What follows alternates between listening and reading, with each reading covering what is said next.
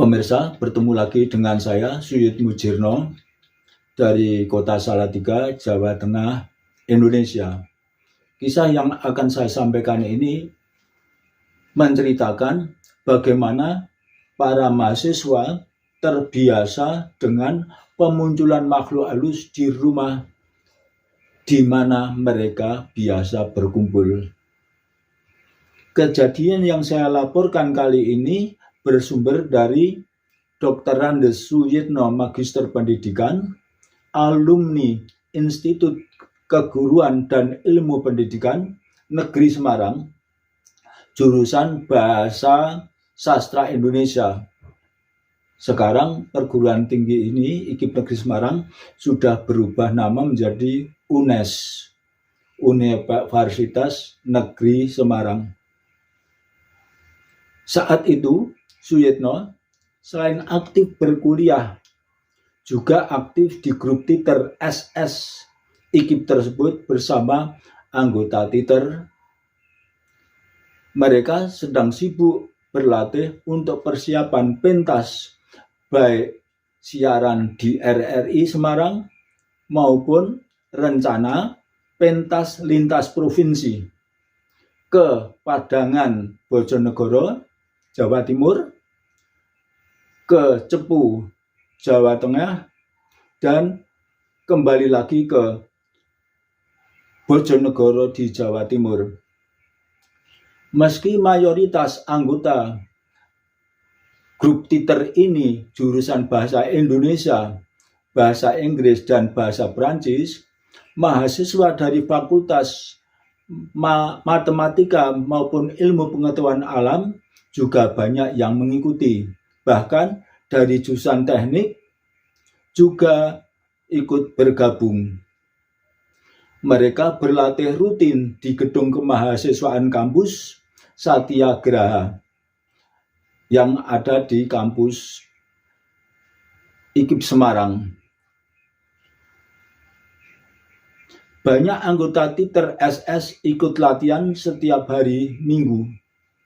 Pada saat akan pentas, maka latihan setiap hari sehabis maghrib sampai tengah malam. Dan waktu itu yang rutin berlatih terdiri dari 12 orang yang dipersiapkan sebagai pemain, 10 orang pemusik dan penata panggung, dan 2 orang penata cahaya. Meski demikian, anggota yang tidak dipersiapkan ikut main juga ramai mendatangi latihan itu. Bagi Suyitno, sudah biasa pulang dari latihan setelah jam 22 atau jam 10 malam dengan mengendarai sepeda motornya dari Fakultas Pendidikan Bahasa dan Seni kampus itu ke jurusan atas, ke arah Gajah Mungkur, Candi Baru. Turun ke jalan ke arah Sriranda, belok ke jalan arah Indrapura. Sesampainya di sebuah rumah di jalan Indrapura, Suyitno masuk ke pintu gerbang dan langsung ke garasi sepeda motor. Saat pulang, biasanya jalan-jalan sudah sepi. Meskipun di beberapa titik tampak beberapa tukang becak duduk-duduk di becaknya istirahat atau menunggu penumpang sambil ngobrol sesama teman seprofesinya. Waktu itu Yitno tinggal di kediaman eyangnya di sebuah rumah bernuansa modern di daerah Jalan Indrapura, Kota Semarang, dekat Candi Baru dan Rumah Sakit Elizabeth, Semarang. Dan kalau dilanjutkan maka akan sampai ke Simpang 5 dengan lewat Hotel Sriranda. Rumah Eyang Yitno ini terbentang di halaman luas dengan satu gedung induk berlantai 2, dikelilingi 4 bangunan villa, rumah-rumah berukuran lebih kecil dan terpisah dari bangunan induk.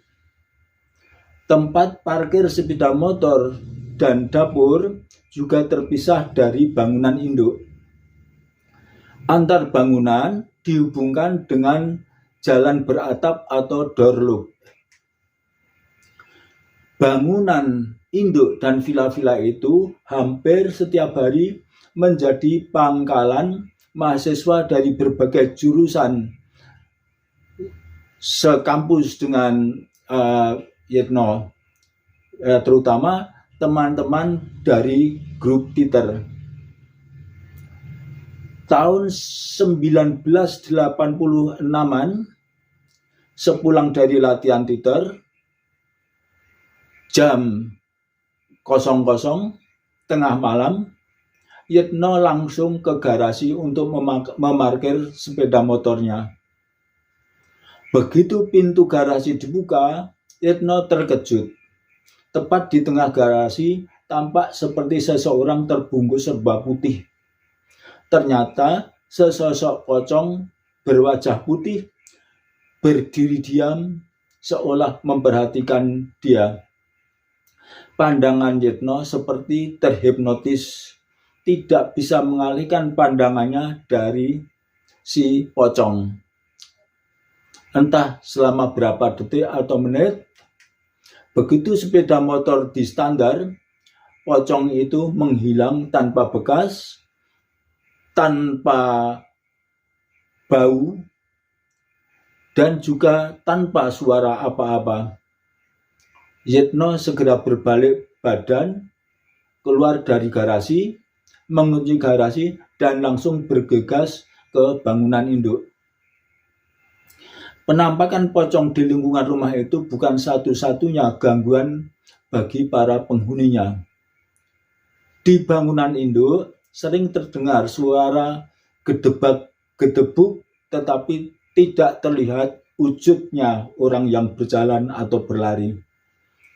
Pernah di antara mahasiswa melihat langsung pemunculan sosok tinggi besar berfisik serba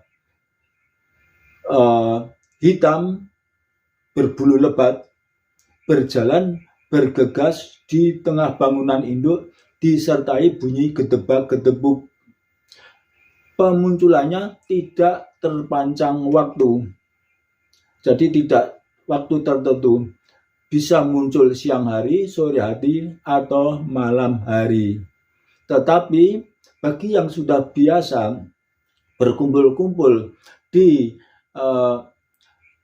bangunan itu, mereka sudah seperti sudah kebal, sudah tidak ada rasa takut. Ya, mungkin karena mereka lebih dari 1 atau 2 orang. Ya, kalau mungkin sendirian ya mungkin juga takut.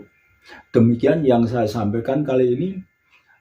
Mohon pencet subscribe, kemudian like, dan juga tolong di-share ke teman-teman atau ke nomor kontak yang ada di HP pemirsa. Sekian, terima kasih.